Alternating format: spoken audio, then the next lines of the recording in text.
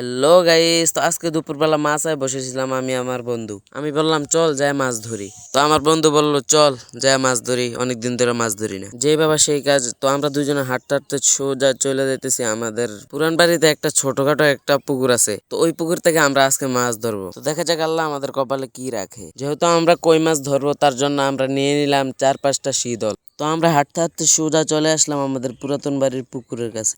আজকে আমরা মাছ ধরবো বসি দিয়ে, কিন্তু আমাদের কাছে কোনো বসি ছিল না। পাশের বাড়ির আন্টির কাছ থেকে আমরা বসি নিয়ে আসলাম। তো অনেকক্ষণ বসি পাওয়ার পরও কোনো মাছ লাগতেছিল না। বলেন তো কেমনটা লাগে।